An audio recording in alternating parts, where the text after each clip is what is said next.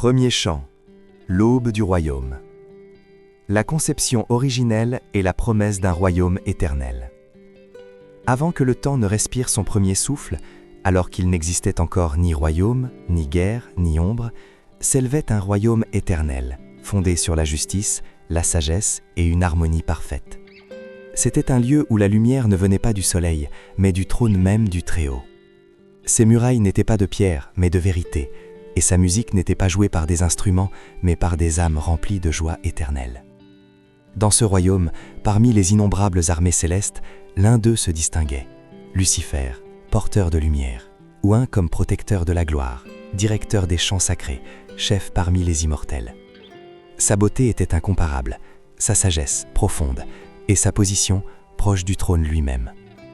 Mais le mystère du royaume était l'amour, et avec l'amour vint le don, l'opportunité de choisir.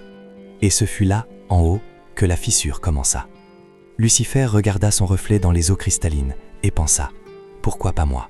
Pourquoi pas mon trône et ma loi, ma voix par-dessus toutes ?» Ce qui commença comme une graine d'orgueil, une goutte de rosée qui devint une tempête.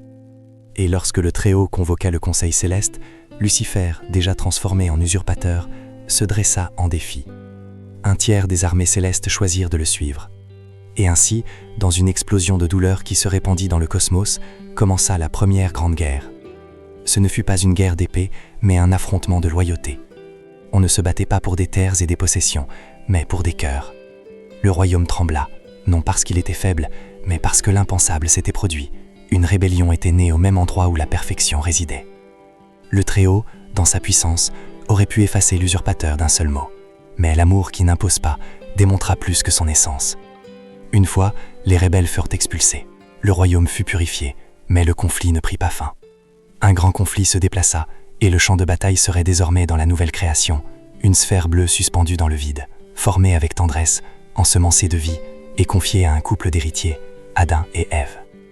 Dans ce monde parfait, le roi marchait avec eux, et leur offrit sa plus sacrée promesse. Tout ceci est à vous. Vous êtes les enfants de ma lumière. Cette terre est votre foyer. Une seule condition. De tout arbre du jardin vous pourrez manger, mais de l'arbre de la connaissance du bien et du mal vous ne mangerez point, car le jour où vous en mangerez, vous mourrez certainement. L'usurpateur ne s'était pas résigné à l'oubli. Avec ruse, déguisé en sagesse, il vit dans la condition du Très-Haut une opportunité et pénétra dans le jardin de la promesse. À travers un serpent enchanteur, avec des mots doux et des arguments trompeurs, il dit « Vous ne mourrez point, mais vous serez comme Dieu. » Par là, il incita le couple à manger de l'arbre, arrachant aux héritiers leur couronne. La chute fut comme une éclipse qui obscurcit l'âme de la planète.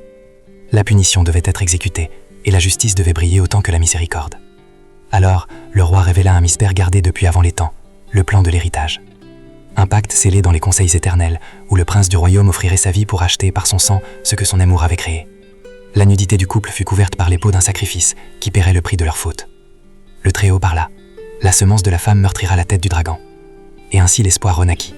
Un héritier viendrait, et le royaume verrait à nouveau l'aube. De cette manière, un premier chant résonna. Ce ne fut pas un chant de jubilation, seulement d'attente. Les générations l'entonnèrent, avec des larmes. Les prophètes le répétèrent dans les déserts.